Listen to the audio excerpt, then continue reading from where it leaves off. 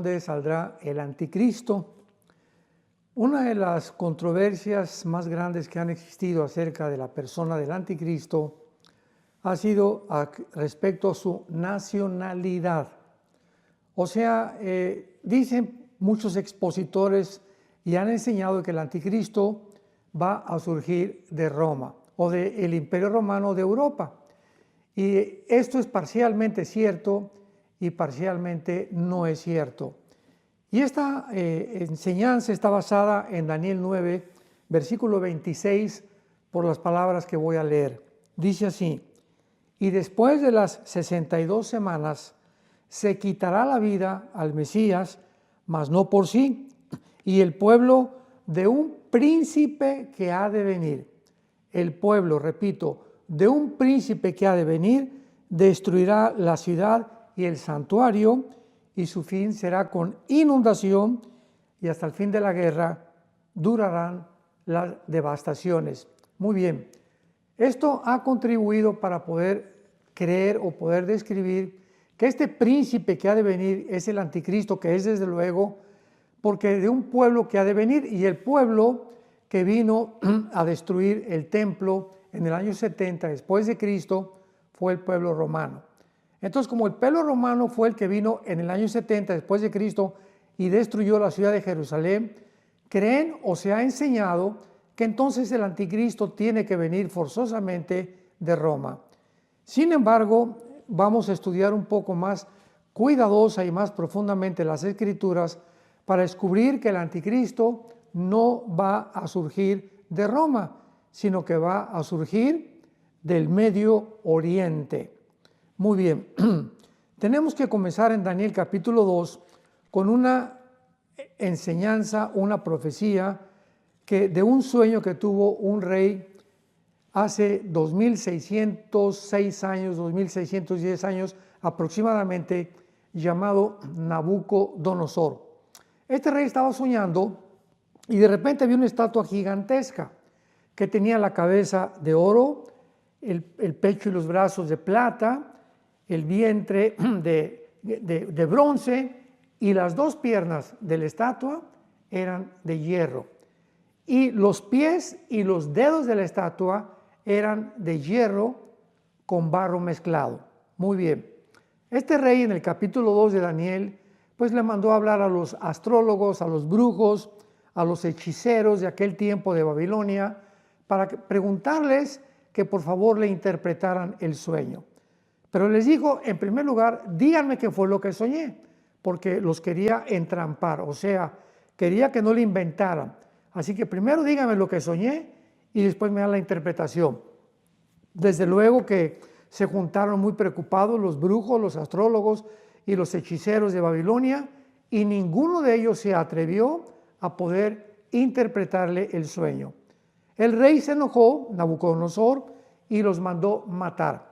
Sin embargo, antes de que los matara, el jefe de los eunucos, que era el jefe de los ayudantes del rey en el palacio, tenía una amistad muy cercana con Daniel, que en aquel tiempo Daniel, un judío, un muchacho judío, junto con otros 3 judíos, fue llevado, exiliado a Babilonia. Entonces le contó el capitán de los eunucos a Daniel y le dijo: fíjate que el rey está enojadísimo y ha mandado matar a todos los magos, hechiceros y brujos del reino, de los cuales tú estás incluido, porque pues Daniel era de los principales asesores del rey como consejero. Entonces Daniel le rogó al capitán de los eunucos que le dijera al rey que por favor los dejaran orar durante algún tiempo y él le iba a interpretar el sueño y el significado del sueño. Así pues, en el capítulo 2 de Daniel encontramos que por revelación Daniel recibe el sueño de parte de Dios y la interpretación. Dice el versículo 19 del capítulo 2 del libro de Daniel: entonces el secreto fue revelado a Daniel en visión de la noche, por lo cual bendijo Daniel al Dios del cielo y dijo: sea bendito el nombre de Dios en siglos, porque suyos son el poder y la sabiduría. Él muda los tiempos y las edades, quita reyes y pone reyes, da la sabiduría a los sabios y el conocimiento a los entendidos. Para ya no seguir más adelante con esta lectura, vamos a resumirlo cuando Daniel se presenta entonces después de que Dios le revela el sueño ante el rey Nabucodonosor y le dice lo siguiente: Rey, tú soñaste una grande estatua con la cabeza de oro, los brazos y el pecho de plata, el vientre de bronce, etc. Quiero decirte que la cabeza de oro representa a tu imperio, o sea, a Babilonia. Después vendrá otro reino, le dijo Daniel, vendrá otro reino que representa la plata bajo el pecho y los brazos que tienen este metal. Y este reino pues será, desde luego, de acuerdo a la historia, los medos y los persas. Y esto es completamente basado en la historia tal y como sucedió. Esto es impresionante de las profecías bíblicas. Y Daniel continúa diciéndole, y después de este segundo reino vendrá otro que de acuerdo a la historia representa el vientre de bronce y que fue Grecia bajo Alejandro el Magno. Y finalmente Daniel le dice al rey, y vendrá un cuarto reino representado por las dos piernas de hierro. Y este cuarto reino, de acuerdo a la historia, lo sabemos que fue Roma. Así que tenemos nosotros la descripción de estos cuatro imperios hace 2600 años, cuando Daniel estaba bajo el imperio babilónico, describiendo los imperios que a través de la historia cronológicamente iban a suceder el imperio babilónico, que fueron los medos persas, en tercer lugar los griegos y en cuarto lugar el imperio romano. Sin embargo, vemos nosotros que también los dedos de los pies y los 10 dedos de los pies representan el final gobierno de la historia del mundo. ¿Qué es lo que quiero decir con esto? Bueno, dice Daniel capítulo 2, cuando le acaba de interpretar todo absolutamente en el versículo 41, y esto es muy importante. Centremos nuestra atención un momento en esta descripción y en esta revelación bíblica. Dice Daniel 2, 41, y lo que viste de los pies y los dedos, en parte de barro cocido de alfarero y en parte de hierro, será un reino dividido, mas habrá en él algo de la fuerza del hierro, así como viste el hierro mezclado con barro cocido. Y por ser los dedos de los pies en parte de hierro y en parte de barro cocido, el reino será fuerte en parte y también frágil. Y en los días de estos reyes, o sea, ¿qué representan los 10 dedos de la estatua de Nabucodonosor?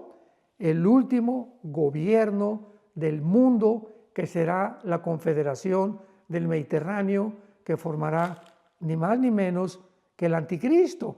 En los días de estos reyes, el Dios del cielo levantará un reino que no será jamás destruido. ¿Qué exacta es la profecía? Se tienen que levantar 10 naciones que van a formar un G10, una confederación política. Lo vamos a ver, que por ser los dedos de barro y de hierro será un reino dividido. Al mismo tiempo que se van a juntar, no se van a poder mezclar, porque vamos a ver, ¿verdad?, que esta mitad del reino y esta mitad del otro reino será de los países del oriente, 5 naciones, y 5 naciones del occidente, que es Europa. Así que, para concluir rápidamente, va a unir una confederación de 5 naciones del oriente, 5 naciones del occidente, para formar un G10, y dice la Biblia que cuando estos reyes comiencen ya a levantarse, vendrá un reino que no será jamás destruido, ni será el reino de bajado a otro pueblo, permanecerá para siempre. Y de la manera que viste que del monte fue cortada una piedra, porque cuando en el sueño de Nabucodonosor estaba la estatua, hubo una piedra que también vio el rey, que golpeaba los pies de la estatua, y en ese momento se desmoronaba el oro, la plata, el bronce y el hierro. Toda la estatua se desmoronaba, Y estos 4 imperios representan los imperios que van a formar de una forma uniforme la confederación final del anticristo. Entonces, cuando esta piedra golpea los pies de la estatua, estarán Babilonia, que representa la cabeza de oro. Los medos persas representan a Irán, porque Persia fue cambiado en 1935 por la República de Irán. En el 1979, se le cambió el nombre a la República Islámica de Irán. Después, en tercer lugar, Grecia, y en cuarto lugar, Roma. Entonces, cuando el anticristo surja, porque toda esta estatua representa la bestia o al anticristo, como lo vamos a ver en el capítulo 7, es cuando Jesucristo vendrá, desmoronará estos imperios y establecerá Jesucristo su reino milenial o su reino mesiánico.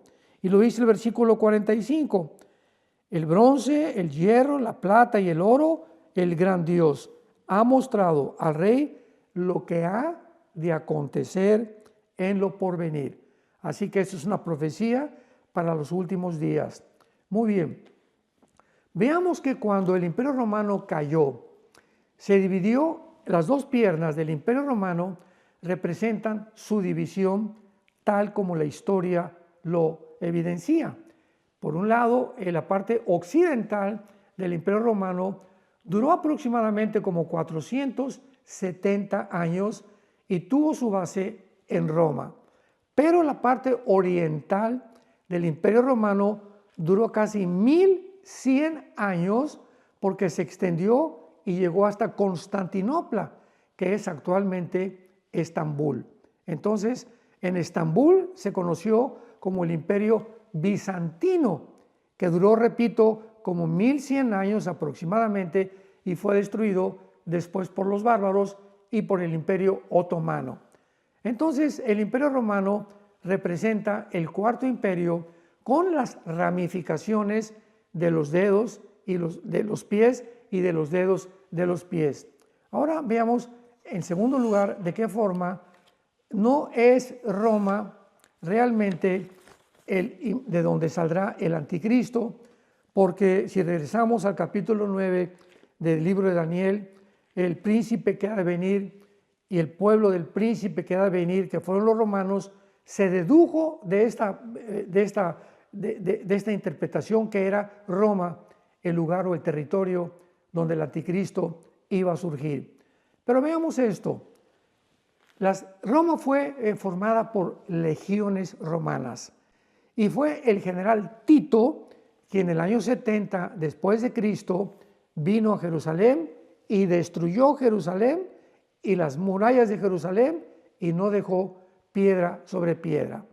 La historia nos enseña que Roma otorgaba ciudadanía romana a varias ciudades o ciudadanos dentro de su imperio. Por ejemplo, el apóstol Pablo él era de Damasco, de Siria, pero él tenía la ciudadanía romana. Y una vez que lo capturaron a Pablo, él ofreció y les dijo para defenderse que era ciudadano de Roma. Hechos 22, 25 al 28. Dice así: pero cuando le ataron con correas, Pablo dijo al centurión que estaba presente: ¿qué les es lícito azotar a un ciudadano romano sin haber sido condenado?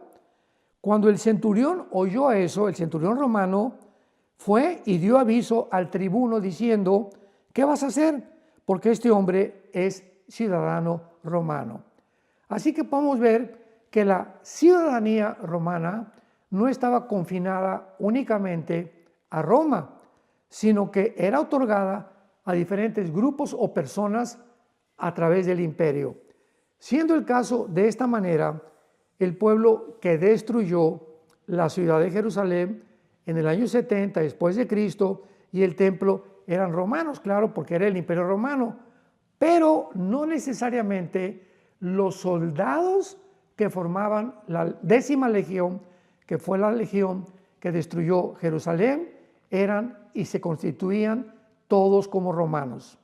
De hecho, el ejército romano no consistía únicamente de soldados de Roma, sino de gente de otras regiones, dirigidos por generales romanos que llamaban legiones, repito, las cuales aún incluían y no incluían a no ciudadanos que podían ser recompensados con la ciudadanía romana después de que presentaban, al terminar su servicio militar, su servicio a Roma. Esto era necesario porque con la grandeza y el tamaño del Imperio Romano no había suficientes soldados que pudieran alistarse en el ejército. En otras palabras, el ejército que destruyó Jerusalén estaba bajo el general romano Tito, pero no eran todos los soldados, ni se podría decir Roma destruyó Jerusalén. Esto demuestra que la 10ª legión romana estaba compuesta de árabes, de libaneses y de sirios y desde luego de romanos, pero la mayor parte de la 10ª legión de Roma que destruyó Jerusalén eran soldados del Medio Oriente. Así que podemos nosotros ver claramente de qué forma esta teoría se desvanece, de que realmente el anticristo va a surgir de Roma, porque los soldados que atacaron Jerusalén eran el príncipe que ha de venir, eran o provenían de Roma. Ahora muy bien, llegamos al capítulo 7 de Daniel y encontramos que Daniel ahora no es el rey Nabucodonosor, sino que es ahora el mismo Daniel quien tiene un sueño o una visión donde ahora los 4 imperios que representa el estatua de Nabucodonosor, Babilonia, Medo-Persia, Grecia y Roma, ahora en el capítulo 7 son descritos por el Espíritu Santo ya no como un hombre que representa la estatua, sino como 4 bestias. La visión de Nabucodonosor fue de la perspectiva en la que se ven a los imperios, pero la visión del capítulo 7 es la perspectiva de cómo Dios ve y considera a todos los imperios que han habido desde el principio de la humanidad y que todos han sido distinguidos porque persiguieron a Israel.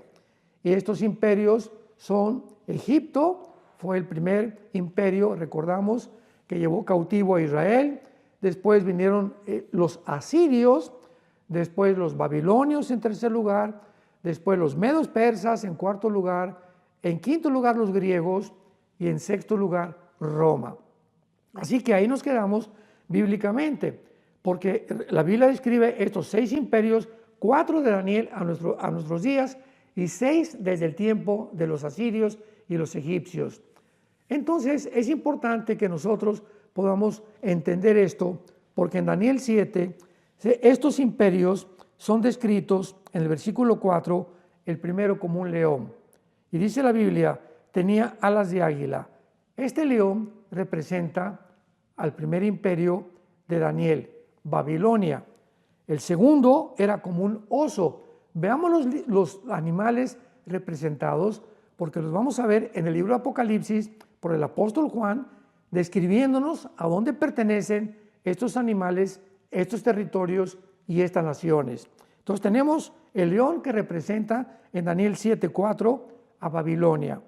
El segundo al oso que representa a Irán. El tercero, versículo 6, un leopardo que tenía 4 alas y 4 cabezas. ¿Quién fue después de los medos persas? El imperio griego. Entonces vemos claramente, el león representa a Babilonia, que es la nación de Irak, actualmente en el siglo XXI. En segundo lugar, el oso representa a Irán. Y en tercer lugar, el leopardo representa a Grecia, que es el vientre de la estatua del rey Nabucodonosor. Ahora veamos esto en el libro de Apocalipsis, capítulo 13, y esto es completamente asombroso porque, vuelvo a repetir, evidencia claramente la veracidad de la palabra de Dios. Dice Apocalipsis capítulo 13, me paré sobre la arena del mar, es Juan el que está escribiendo el libro de Apocalipsis, bajo la dirección del Espíritu Santo, vi subir del mar una bestia que tenía 7 cabezas y 10 cuernos, en sus cuernos 10 diademas y sobre sus cabezas un nombre blasfemo. Atención, la bestia que vi era semejante a un leopardo, que era la tercera bestia de Daniel capítulo 7 y que representa, ¿se acuerdan?, al imperio griego. Sus pies como de oso, el oso representa a Irán en Daniel capítulo 7, y su boca como de león, el león en Daniel 7 representa a Irak. Y el dragón le dio su poder, su trono y su grande autoridad. Esta figura que nos presenta el Espíritu Santo nos dice claramente, por tener el cuerpo de un leopardo, que las naciones más importantes, porque el leopardo representa a Grecia, pero es importante recordar que cuando muere Alejandro el Magno, su imperio se divide en cuatro divisiones, que fueron Egipto, que fueron Turquía, que fueron Macedonia y que fueron Egipto, Siria, Macedonia y Turquía. Egipto, Siria, Macedonia y Turquía. Son las 4 naciones en que se divide en los 4 generales a la muerte de Alejandro el Magno. Entonces, cuando la Biblia dice claramente que el leopardo, que es el que domina el cuerpo de la bestia, o sea, de que la bestia es el anticristo, nos muestra que estos 4 divisiones que tuvo Alejandro el Griego son las 4 divisiones en el Medio Oriente, que son las naciones que formará el anticristo. En conclusión, ¿qué te estoy diciendo? Que cuando se levante el anticristo, él va a tener a Egipto, va a tener a Macedonia, va a tener a Turquía y va a tener a Siria. Qué interesante, Siria, Egipto, Macedonia y Turquía, 4 naciones que van a formar parte en el Medio Oriente del imperio del anticristo.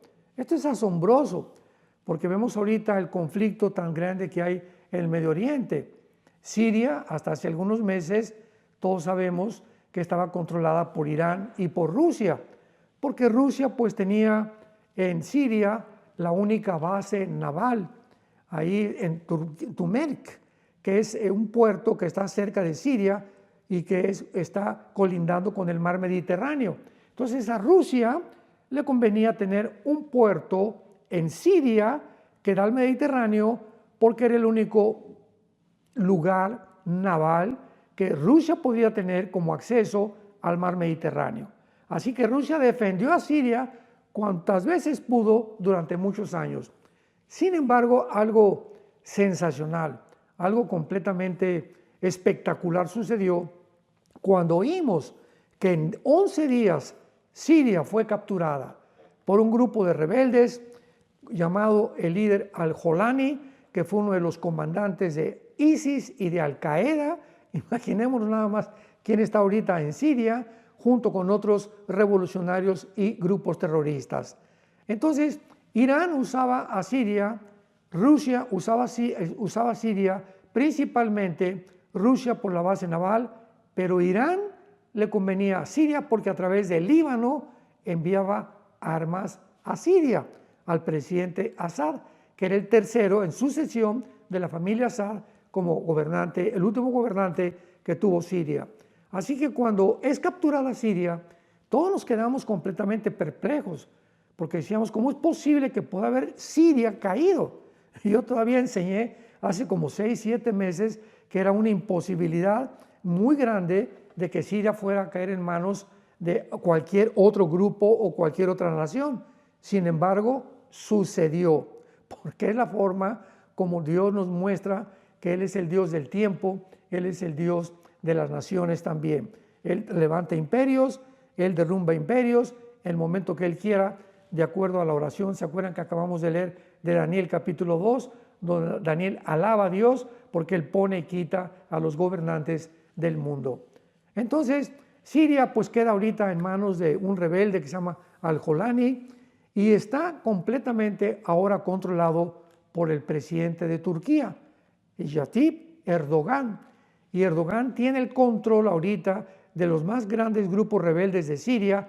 Sin embargo, se ha mezclado en Siria un movimiento de kurdos, de drusos, de rebeldes que estaban en contra del presidente Assad y también de terroristas que pertenecen a Golani de Irak y del Medio Oriente, antes que llegara a Siria.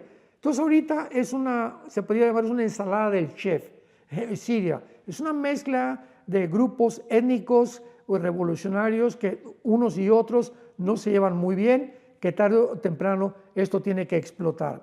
Ahora muy bien, durante todo este tiempo, Israel aprovechó cuando vino el golpe de Estado en contra de Assad y Assad salió huyendo hacia Rusia con su papá Vladimir Putin, porque siempre lo ha protegido Putin a Assad. Israel se aprovechó para que arriba de las montañas del Golán, que está junto al mar de Galilea, hay una zona que se llama el monte Hermón. Y este monte está del lado sirio, del territorio sirio, y es la frontera exactamente entre Siria e Israel.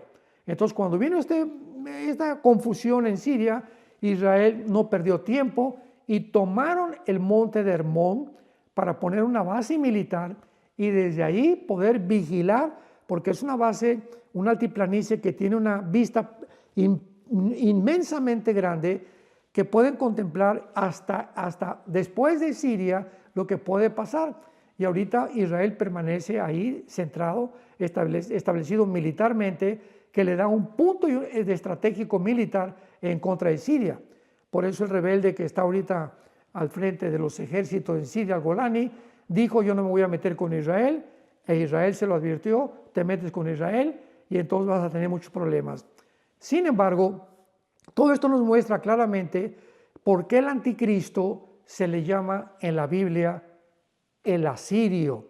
Y esto lo vamos a evidenciar y lo vamos a corroborar, porque esto es precisamente la nacionalidad que el anticristo tendrá. Vamos a corroborarlo con la Biblia y veamos tres pasajes muy importantes.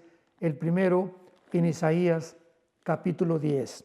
Dice el capítulo 10 de Isaías, versículo 5, que está hablando todo este capítulo de Asiria y del asirio que vamos a ver que representa el anticristo.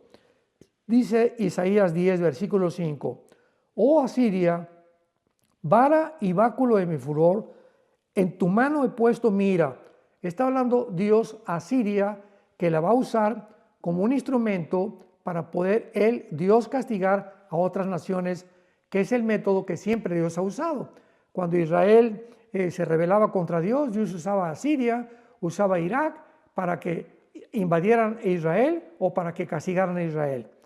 Y dice el versículo 6: le mandaré contra una nación pérfida y sobre el pueblo de mi ira le enviaré, que en este caso es el pueblo de Israel en el tiempo de la gran tribulación, donde quedará bajo la ira de Dios y donde Dios purificará a Israel por haber rechazado al Mesías. Y dice el versículo 12, que es la clave de todo este pasaje. Isaías 10, versículo 12. Pero acontecerá, escuchemos con mucha atención, acontecerá que después que el Señor haya acabado toda su obra en el monte de Sión y en Jerusalén, castigará el fruto de la soberbia del corazón del rey de Asiria. Que clara es la Biblia, esta obra Dios no la ha acabado en Jerusalén, la terminará hasta que Jesucristo regrese. Entonces, cuando Dios termine con Jerusalén, Jerusalén sea purificado y puedan entrar al reino milenial. Cuando acepten al Mesías, como dice Apocalipsis 1:8, llorarán por aquel que traspasaron las tribus de Israel. Entonces Dios va a castigar ¿a quién? Al rey de Asiria, que es ni más ni menos que el anticristo. Vayamos ahora al capítulo 14. Vamos a seguir sumando más pasajes bíblicos para confirmar esto. Isaías 14, versículo 25. Quebrantaré al asirio en mi tierra, o sea, en Israel, y en mis montes lo hollaré, y su yugo será apartado de ellos, y su carga será quitada de su hombro. Versículo 26. Este es el consejo que está acordado sobre toda la tierra, y esta es la mano extendida sobre todas las naciones. Así que vemos nosotros otra vez que la Biblia muestra en Isaías que esto no ha sucedido. Sennacherib fue uno de los últimos reyes de Asiria, y Asiria pues nunca fue castigada, ¿verdad? Ahorita está en manos completas, es Siria, la Siria actual, y está en manos de terroristas. Así que esto es una profecía completamente futura. Y vayamos ahora a otro pasaje, yo lo considero de los más importantes en el libro de Miqueas, el profeta del Antiguo Testamento, capítulo 5. Dice el versículo 5, capítulo 5 de Miqueas, versículo 5. Y este será nuestra paz, cuando el asirio viniere a nuestra tierra y cuando hollare nuestros palacios. Entonces levantaremos contra él pastores y 8 principales, devastarán la tierra de Asiria, espada, y con sus espadas la tierra de Nimrod, que es Babilonia, que es Irak y Siria, que fue la antigua Babilonia en el Antiguo Testamento. Y nos librará del asirio. Repito, nos librará del asirio cuando viniere contra nuestra tierra y hollare nuestros confines. Qué clara es la Biblia respecto a esto, y vemos de una forma inequívoca que la Biblia califica al asirio como el futuro rey del Medio Oriente, que va a ser ni más ni menos que la persona del anticristo. Ahora, vayamos rápido a la famosa profecía del libro de Ezequiel, capítulo 38, donde también por muchos años se creyó, se interpretó que Gog es la guerra de Gog y Magog, descrita en Ezequiel 38 y 39, pero se describió y se creyó que Gog era Rusia, porque la palabra que dice en el versículo príncipe soberano de Mesec y Tubal, la palabra príncipe soberano en el versículo 2 es la palabra Rosh. Entonces pues sonaba como que Rosh, pues Rusia, ¿verdad? Pero la palabra Rosh no es un nombre propio, no es Rusia, ¿verdad? Es un nombre, es un título que significa cabeza. Ahí ya viene la fiesta de Rosh Hashanah en Israel, que significa la cabeza de las fiestas. Entonces Rosh es un líder, es un comandante, es una cabeza militar, es alguien, un príncipe, ¿verdad?, que tiene a su cargo un ejército. Entonces se comenzó a enseñar que era Rusia el que era Gog y que vendría en contra de la tierra de Israel. Pero hay un versículo en este capítulo que deshace completamente esta falsa enseñanza o esta falsa interpretación de este pasaje. Y lo encontramos en el versículo 17 de Ezequiel capítulo 38. Pongamos atención. Así ha dicho Jehová el Señor. No está hablando Dios. No eres tú, le está hablando a Gog. No eres tú aquel de quien hablé yo en tiempos pasados por mis siervos los profetas de Israel, los cuales profetizaron en aquellos tiempos que yo te había traído sobre de ellos. O sea, ¿qué es lo que está diciendo Dios a Gog? Que Gog era un personaje del cual los profetas antes de Ezequiel lo mencionaron. Y pues si buscamos en todos los profetas en que estuvieron antes de Ezequiel o hasta el tiempo de Ezequiel, jamás hubo ninguno llamado Gog, ni ningún líder que proviniera del norte de Israel que se considera Rusia, sino que siempre se habló de un asirio, siempre del asirio o del rey de Babilonia, que es otro título para el anticristo. Así que pues no sé de qué forma se interpretó de que Gog era Rusia, y actualmente pues estamos viendo que Rusia no va a ser la nación que se imaginó que iba a reunir una confederación de la tierra de Magog, que la tierra de Magog es lo que se llama, es todo lo que es Tirkistán, Kuzikistán, Azakistán, todas estas repúblicas al sur de Mongolia que pertenecieron a la antigua Unión Soviética, es lo que se llama la tierra de Magog, que incluye Armenia, incluye Turquía, incluye toda esta zona del mar Caspio y del mar Negro. Toda esta zona geográfica es la tierra de Magog. Entonces también por eso atribuyeron que pues Rusia iba a tratar de recuperar estas repúblicas que perdió la Unión Soviética cuando cayó el comunismo en 1991, y que de esa manera Rusia era la protagonista de la última invasión en contra de Israel. Pero ¿cómo puede ser esto? Porque en el capítulo 39 de Ezequiel encontramos que la guerra de Gog y Magog es la guerra que representa ni más ni menos que la guerra del Armagedón. O sea, Gog y Magog es la tercera y última guerra mundial y la guerra del Armagedón del capítulo 16, versículo 16 al 18 del libro del Apocalipsis. Entonces, ¿cómo sabemos que es la guerra del Armagedón? ¿Cómo puede ser Rusia invadiendo Israel y diciendo que pues la guerra de Gog y Magog va a ser ahorita o que va a ser al principio de la tribulación, cuando es la guerra final? Porque al final de esta guerra, dice Ezequiel 39, pondré mi gloria entre las naciones cuando termine esta invasión de Gog y Magog, y todas las naciones verán mi juicio, y de aquel día en adelante sabrá la casa de Israel que yo soy Jehová su Dios. Cuando esta guerra termine, Israel se dará cuenta que es realmente Dios el que lo salvó de esta invasión.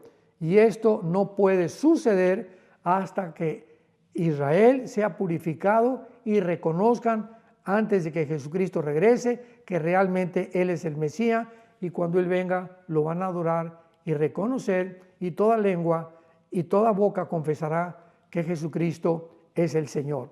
Así que qué importante es que nosotros podamos tener un concepto un poco más claro, estudiando un poquito más cuidadosamente y con más detalle las Escrituras, para poder poner precepto sobre precepto, línea sobre línea, y no sacar del contexto un texto para hacer un pretexto, como dice el dicho o el adagio popular.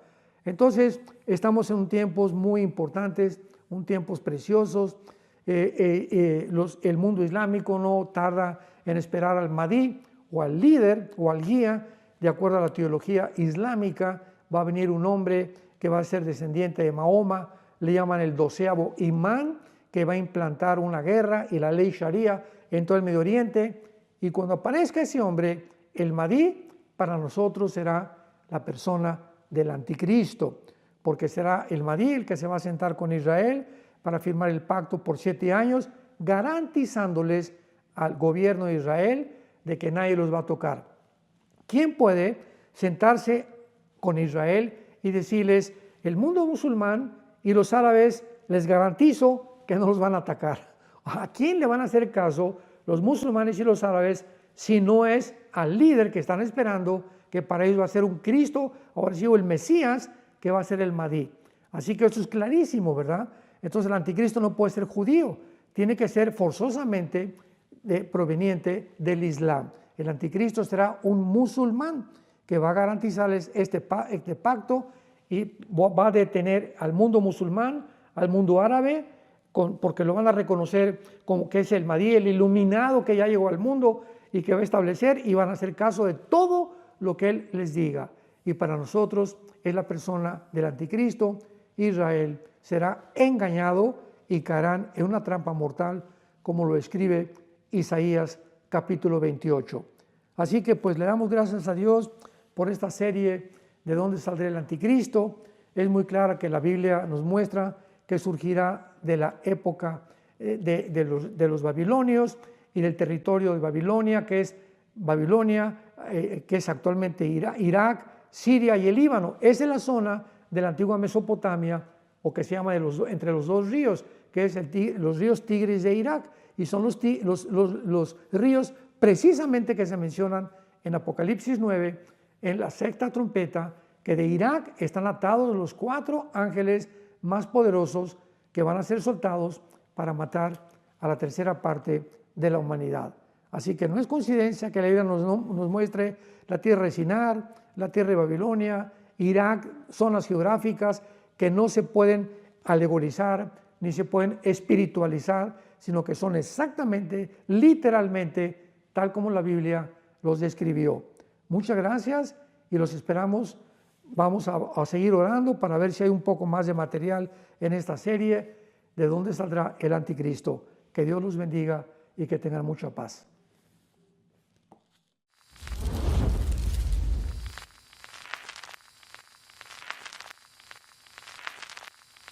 Hola, ¿qué tal? Me da mucho gusto saludarles y quisiera simplemente comunicarles que gracias a todos ustedes a través de todas las naciones del mundo que aman la palabra de Dios y que realmente están interesados en que nosotros como organización Vida Nueva para el Mundo y Armando Alducin Ministries continuemos predicando el Evangelio de la Gracia de Jesucristo y que podamos nosotros continuar haciéndolo gracias a sus donaciones.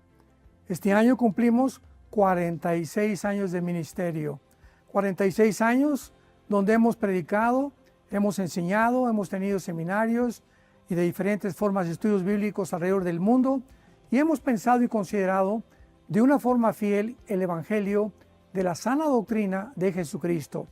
Nosotros, con todas estas donaciones, tenemos que sostener pastores, misioneros, obras, equipos de televisión, y aún continuamos buscando la manera de poder elevar este ministerio. Hasta este momento quiero que ustedes estén enterados que no tenemos una sola propiedad como organización y así hemos trabajado durante 46 años porque le damos la importancia a la evangelización, a las misiones y también a los hombres de Dios para levantar más pastores. Le damos las gracias y que pueda Dios con su gracia tocar sus corazones y que puedan ustedes invertir en un terreno donde es fructífero, porque creemos que ha producido bastante buen fruto para la gloria de Dios. Gracias, muchas gracias por sus aportaciones y por las donaciones que sabemos ustedes continuarán haciendo para que podamos continuar siendo fieles en la predicación del Evangelio de la gracia de Dios. Que Dios les bendiga.